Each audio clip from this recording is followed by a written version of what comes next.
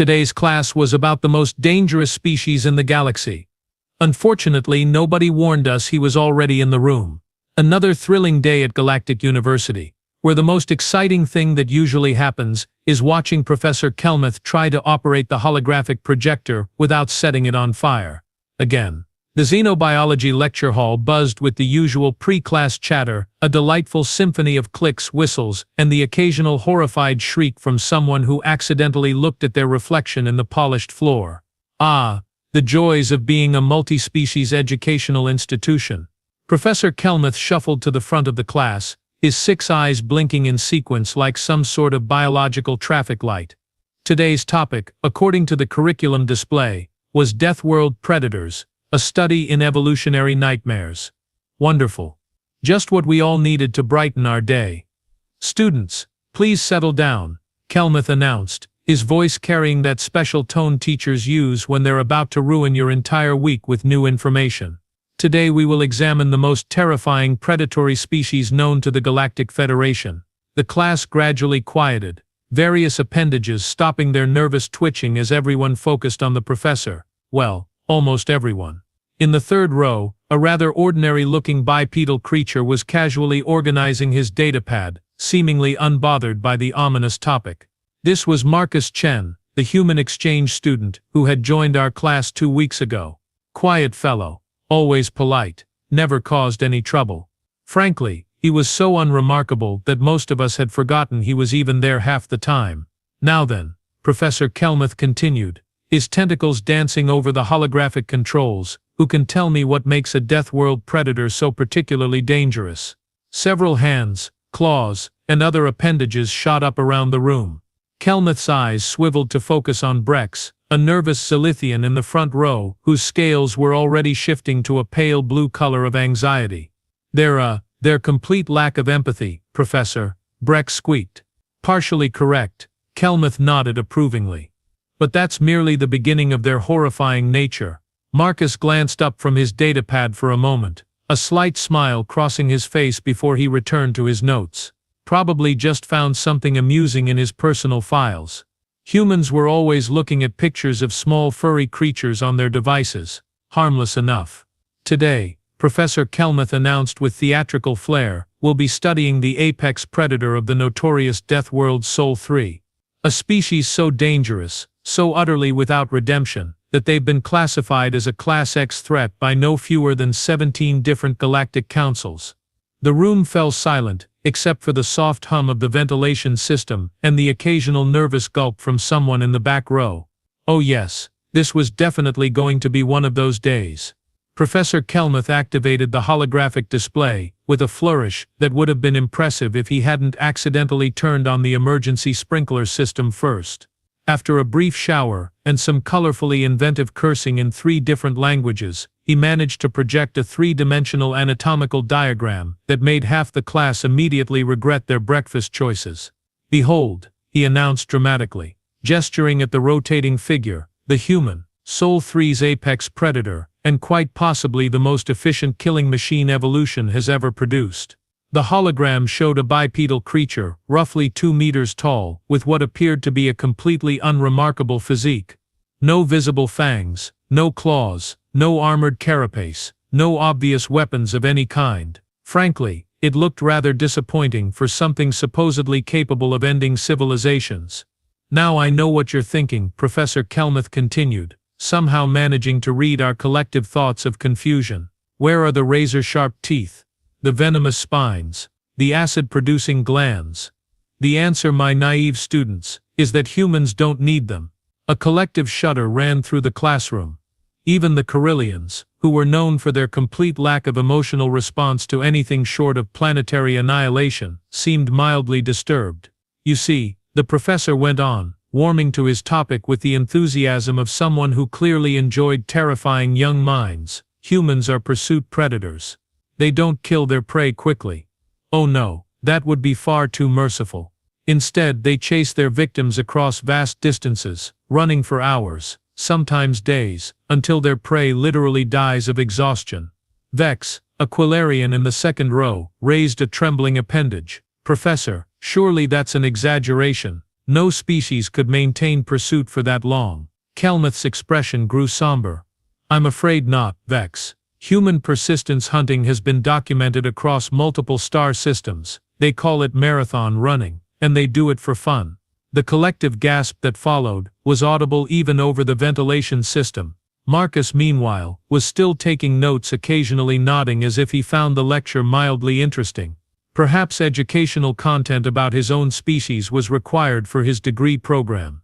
But wait, Professor Kelmuth continued with the timing of a seasoned performer, it gets worse. Humans don't just run their prey to death, they're also pack hunters with sophisticated communication systems. They coordinate attacks across vast distances using technological amplification of their natural vocal capabilities. You mean they howl? Asked Bristle, a nervous hexapod, whose chitinous shell was already beginning to rattle with anxiety. Worse, Kelmuth replied grimly. They sing, in harmony. While they hunt, the silence that followed was broken only by the sound of Bristle fainting and hitting the floor with a metallic clang. Marcus looked up from his notes again, this time with what appeared to be mild confusion. He glanced around the classroom, noticed Bristle's unconscious form, and seemed to consider whether he should help. How thoughtful. Completely unaware, of course, that his mere presence was probably making the situation worse. Furthermore, Professor Kelmuth pressed on relentlessly. Humans possess what they call adrenaline responses. When threatened or excited, their bodies flood with biochemical compounds that temporarily grant them superhuman strength, speed, and pain tolerance. They become quite literally unstoppable killing machines. At this point, I was beginning to seriously question my choice of elective courses. Perhaps advanced flower arrangement would have been a safer option. The classroom had taken on the atmosphere of a funeral parlor, if funeral parlors specialized in existential dread rather than just regular dread. Students were shifting uncomfortably in their seats. Several species had activated their natural defense mechanisms, and poor Bristle was still unconscious on the floor. Zara, a crystalline from the mineral worlds, raised what could generously be called a hand. Professor Kelmuth, surely these creatures have some weakness, some vulnerability we could exploit if we ever encountered one. Professor Kelmuth's expression grew even more grave, which I hadn't thought was physically possible. An excellent question, Zara. The short answer is no. Humans have no significant biological weaknesses. They can survive in temperature ranges that would kill most species. They can digest organic matter that would be toxic to others. And they have redundant organ systems. Redundant organs, squeaked Pip, a small flutteran, whose wings were already vibrating with nervous energy. Indeed, if you damage one of their major organs, they can often survive using backup systems while the original heals. They call this medical resilience, though I prefer the more accurate term unkillable horror. Marcus had stopped taking notes and was now listening with what appeared to be polite interest. Occasionally he would tilt his head slightly, as if considering the professor's words. Probably comparing the lecture material to his own species' medical texts. Academic thoroughness was clearly important to his people. Vex, a brave soul from the warrior caste of Vengari Prime, stood up with characteristic military bearing.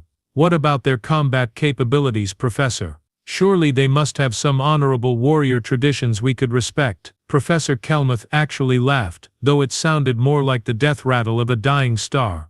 Honor? Warriors. Oh my dear Thex, humans don't fight with honor. They fight to win. They use psychological warfare, deception, ambush tactics, and something they call dirty fighting. They will strike when you're not looking, attack from impossible angles, and use your own strengths against you. Thex sat down heavily, his proud warrior composure visibly shaken. Furthermore, the professor continued with obvious relish. Humans are tool users. Not simple tools like rocks or sticks, but complex technological implements designed specifically for causing maximum damage. They have projectile weapons that can kill from distances so vast the target never sees the attack coming. The room was getting quieter by the minute. Even the usually chatty gossamer entities had stopped their constant whispering. Marcus, however, seemed to be developing a slight frown, as if something in the lecture was bothering him. But Professor, ventured Krill, whose natural curiosity often overcame his survival instincts, how do they reproduce if they're such solitary predators? Surely they must have some social structures. Ah yes, Professor Kelmuth said, his eyes lighting up with sadistic glee. human mating rituals. They engage in what they call dating, which involves elaborate deception campaigns designed to lure potential mates into vulnerable situations. They exchange gifts, perform complex vocal displays, and engage in ritualized combat with rivals. Marcus's frown deepened slightly. He seemed to be considering raising his hand, but apparently thought better of it and returned to his note-taking. Once mated, the professor continued, humans form what they call families. These are small pack units, designed for the optimal raising of young predators. The offspring are trained from birth in hunting techniques, combat skills, and psychological manipulation. By this point, half the class looked ready to request immediate transfers to safer courses, like theoretical quantum physics or advanced explosive chemistry.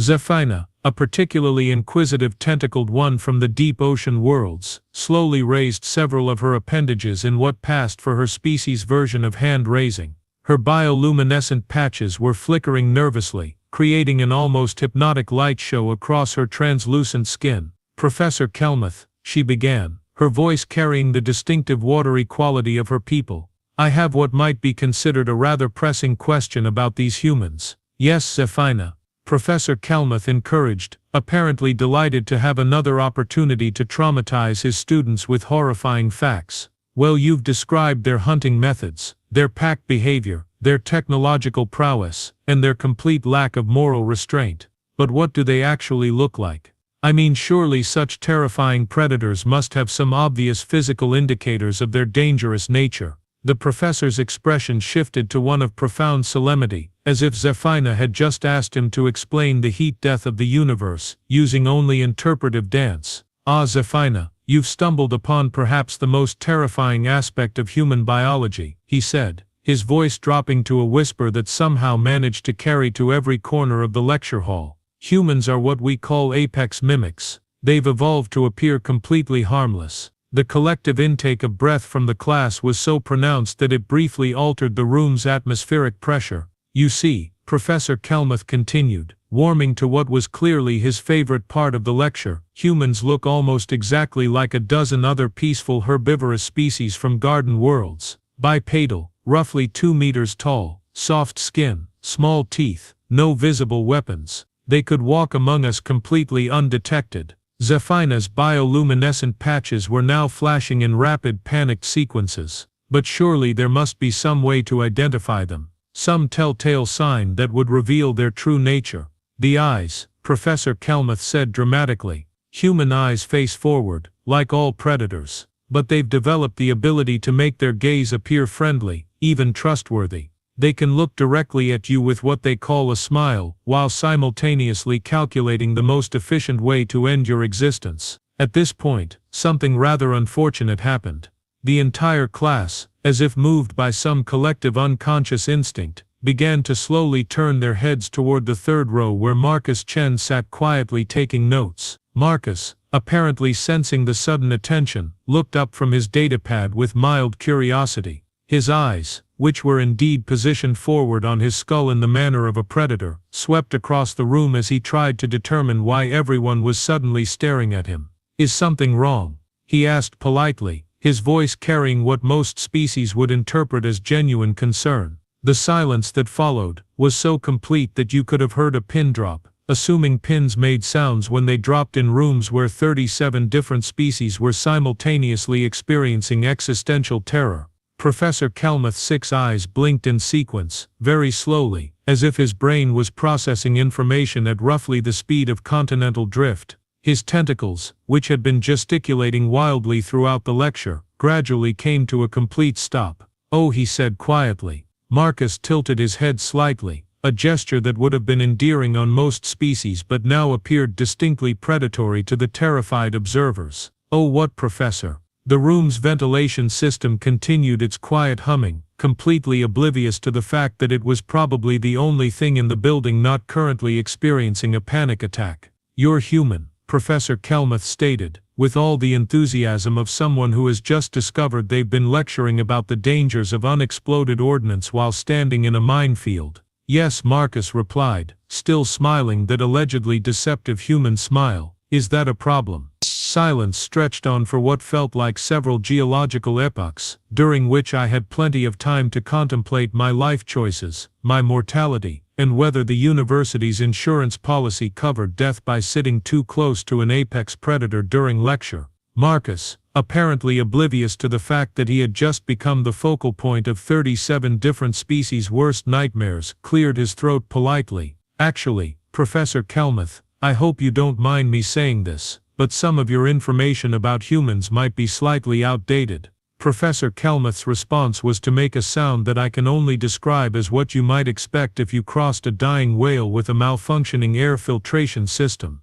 Outdated, he managed to croak. Well, yes, Marcus continued cheerfully, apparently interpreting the professor's obvious terror as academic interest. For instance, we don't really hunt by persistence anymore. Most of us just go to grocery stores. Much more convenient, really. You can get everything in one trip, and they usually have air conditioning. Several students began quietly gathering their belongings, apparently deciding that this was an excellent time to suddenly remember important appointments elsewhere. Zephina's bioluminescent patches were now strobing like a disco ball having a seizure. And the pack hunting thing, Marcus went on, consulting his notes as if he were giving a pleasant academic presentation rather than describing the predatory habits of his own species. That's mostly limited to team sports these days, though I suppose military units still do it professionally. Oh, and search and rescue operations. We're actually quite good at finding lost people. The way he said finding lost people made it sound somehow both reassuring and utterly terrifying at the same time.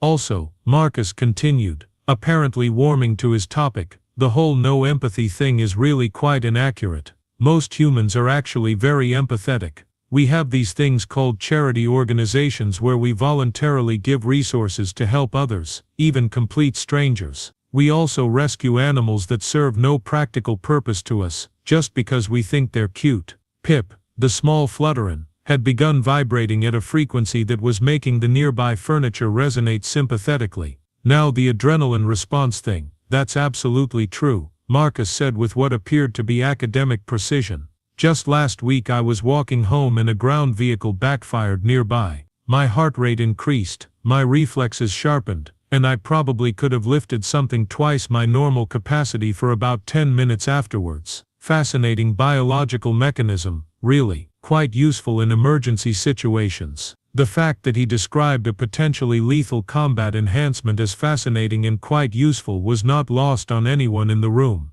Oh, and Professor, the bit about humans using psychological warfare. Marcus paused thoughtfully. I suppose that depends on your definition. We do have something called negotiations and diplomacy, where we try to convince others to see our point of view without resorting to violence. We actually prefer talking things out to fighting, in most cases. Professor Kelmuth was now making small whimpering sounds that his species typically reserved for natural disasters or tax audits. Though I should mention, Marcus added helpfully, when talking doesn't work, we do have quite extensive experience with what we call conflict resolution. We've gotten rather good at it over the centuries. Practice makes perfect, as they say. The remaining students were now beginning what could charitably be called a strategic withdrawal toward the exits, though they were trying to do it slowly enough that they wouldn't trigger any potential pursuit reflexes. Marcus, still completely oblivious to the growing panic around him, seemed to be genuinely enjoying the opportunity to share information about his species. He had that enthusiastic look that academics get when they find someone interested in their field of expertise. You know, Professor, since we're on the topic, I'd be happy to share some stories about human behavior that might help clarify things for the class, he offered generously. Professor Kelmuth made a sound that suggested he would rather juggle live plasma grenades than hear Marcus's stories, but his academic curiosity apparently overrode his survival instincts. Stories, he managed to whisper. Oh yes, I have loads of them, Marcus said brightly. For instance, just last month, my younger sister completed something we call a marathon. That's where you run 26.2 miles continuously, just for fun. She finished in under 4 hours, which is considered pretty good for someone her age. The fact that humans engaged in persistence hunting as recreational activity was apparently not lost on the remaining students, several of whom had turned interesting shades of pale. And my grandfather, Marcus continued cheerfully. He's 83 years old but he still goes hiking in the mountains every weekend. Last year he got lost in a blizzard for 3 days with no food or shelter, but he just kept walking until he found his way back to civilization. Tough old guy. The casual mention of a human surviving conditions that would kill most galactic species was met with the sound of several more students quietly excusing themselves from the classroom. Oh, and there's my cousin Jake, Marcus went on, apparently oblivious to the growing exodus. He's a search and rescue specialist. Last summer, he rappelled down a cliff face during a thunderstorm to rescue some hikers who were trapped on a ledge, carried 2 of them up the cliff on his back, one at a time. We were all very proud of him. Professor Kelmuth's tentacles had begun twitching in what I recognized as an involuntary stress response. Carried them up a cliff, he squeaked. Well, yes, they were injured and couldn't climb themselves, Marcus explained reasonably. Jake said it was actually easier than his military training exercises. He used to be a paratrooper, you see.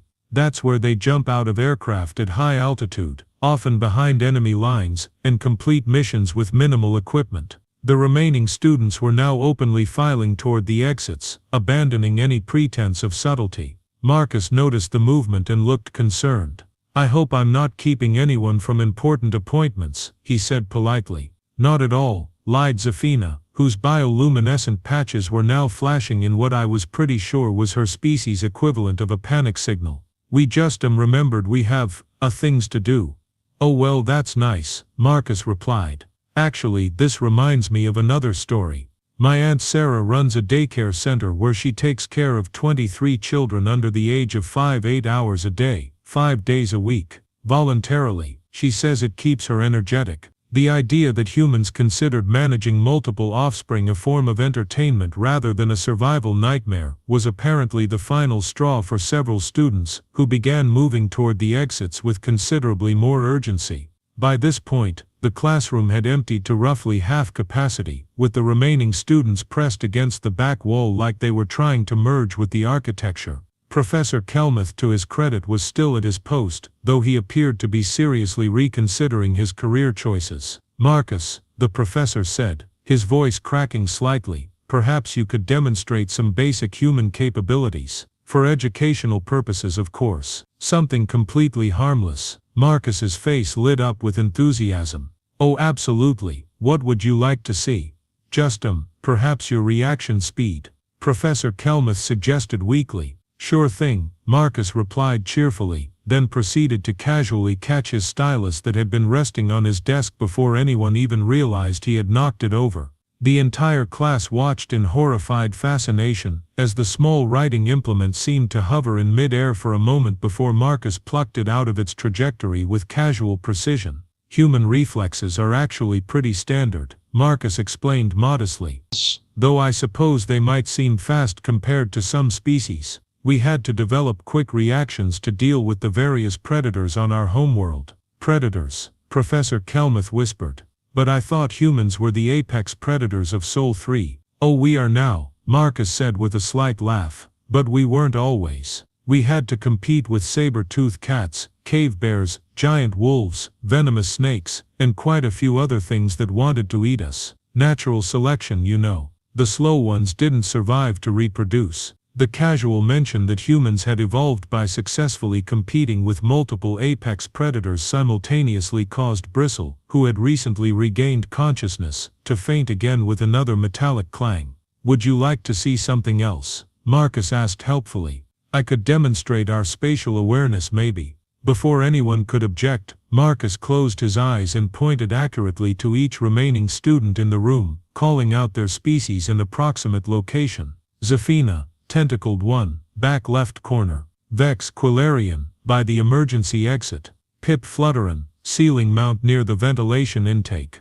He opened his eyes and smiled. Humans are actually quite good at tracking multiple targets simultaneously. Comes in handy for things like driving in traffic or keeping track of children in crowded areas. The remaining students had now activated what appeared to be every emergency beacon, distress signal, and panic button they possessed. The room was beginning to fill with the sounds of various alarm systems, each more urgent than the last. Oh dear, Marcus said, looking around at the flashing lights and wailing sirens. I hope I haven't said something wrong. The university's emergency response team arrived with the kind of speed that suggested they had been on standby for exactly this type of situation. Security officers from 6 different species burst through the doors, armed with enough non-lethal restraint equipment to subdue a small army. "Everyone remain calm," announced the lead security officer, a heavily armored Krellian, whose voice synthesizer was set to maximum authority. "We have reports of a Code 7 situation in this sector." Marcus looked genuinely confused as the security team began efficiently evacuating the remaining students. "Excuse me, officer, but what exactly is a Code 7? The security officer's helmet turned toward Marcus with mechanical precision. "Uncontrolled apex predator in civilian area, sir. Standard protocol requires immediate containment and civilian evacuation." "Oh," Marcus said, the pieces apparently falling into place. "Oh no, I think there's been a misunderstanding." Professor Kelmuth, who was being helped toward the exit by 2 paramedics, managed to call out weakly, "Marcus, my boy, I don't think you quite understand the effect you've had on the class." Marcus looked around the now empty classroom, taking in the abandoned belongings, the still flashing emergency lights, and the lingering scent of various species fear pheromones. "I was just trying to be helpful," he said plaintively. "I'm sure you were," said the security officer, though his tone suggested he found the concept of a helpful apex predator roughly as believable as a vegetarian shark. "Sir, we're going to need you to come with us for a brief debriefing." As Marcus was gently but firmly escorted from the room, he called back to Professor Kelmuth, "Same time next week, Professor. I'd love to hear your lecture on symbiotic relationships." The sound Professor Kelmuth made in response was not translatable into any known language, though it roughly conveyed the sentiment of someone who had just been invited to juggle live antimatter while riding a unicycle over an active volcano. And so ended what would go down in Galactic University history as the incident, though the official records would be mysteriously vague about the details. The xenobiology program quietly revised its curriculum to include mandatory species identification training, and Professor Kelmuth took a very long sabbatical to what he described as a nice safe gas giant with no atmosphere and definitely no humans. As for Marcus, he was eventually cleared by the authorities, and allowed to return to his studies, though he was politely asked to perhaps consider taking courses that didn't involve detailed discussions of predatory behavior. He switched to advanced mathematics, where his ability to calculate complex equations in his head was considered merely impressive rather than terrifying, though I heard that even there, his study group tends to meet in very well-lit public places, just in case.